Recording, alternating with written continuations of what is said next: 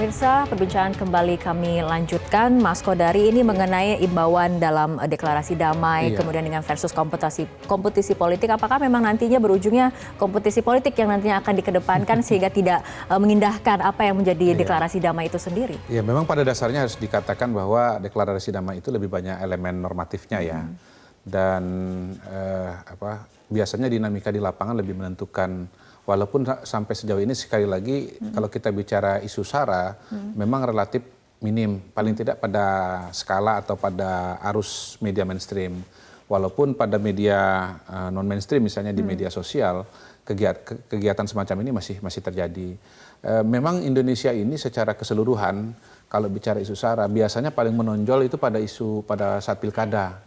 Jadi karena pada saat pilkada itu ada unsur-unsur lokal. Memang isu SARA itu dia bisa tumbuh berkembang atau tidak sebetulnya juga dipengaruhi oleh situasi dan kondisi wilayah.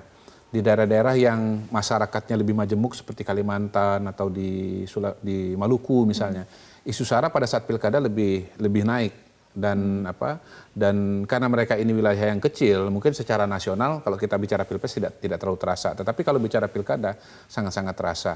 Nah, yang kedua tergantung juga komposisi calon. Komposisi calonnya seperti apa? Kalau kita lihat sekarang pilpres komposisi calon sebetulnya relatif homogen secara agama ya, secara agama semuanya Islam, kemudian itu berbeda dengan kasus atau situasi di Jakarta misalnya pada tahun 2017.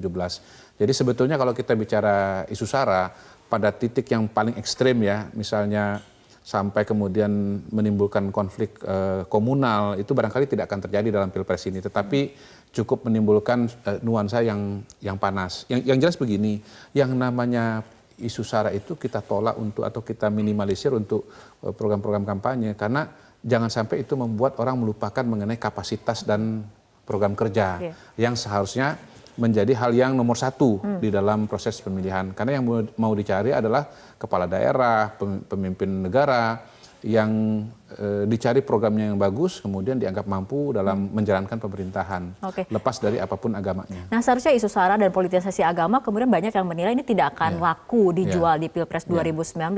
Tapi kenyataannya lagi-lagi di lapangan. Menurut saya masih, karena begini, kalau kita bicara calon ya, memang salah satu calon itu dianggap lebih kurang religius atau lebih kurang santri dibandingkan dengan calon yang lain. Kemudian juga ada pembelahan-pembelahan partai politik pendukung dan masa pendukung. Saya kira itu akan tetap dipakai karena memang realitanya orang memilih calon itu ada macam-macam alasannya. Ada alasan agama, sosiologis, ada alasan rasional, ada alasan psikologis. Cuman sekali lagi dengan komposisi calon yang ada sekarang, dengan perkembangan isu yang ada sekarang, dengan skala pemilu presiden yang ada sekarang, kelihatannya memang proporsinya atau daya gedornya akan jauh menurun dibandingkan dengan saat pilkada. Tapi apa bahayanya jika ini memang terus dilakukan strategi seperti ini? Ya, pada titik yang pertama tentu saja membuat kita lupa atau abai dengan kompetensi, dengan meritokrasi. Sekali lagi mencari pemimpin adalah mencari orang yang mampu menyelesaikan permasalahan, lepas dari apapun juga latar belakangnya. Yang kedua, kalau belajar dari pengalaman negara lain, pada titik yang ekstrim, penggunaan isu SARA dalam politik itu dapat menyebabkan kekerasan.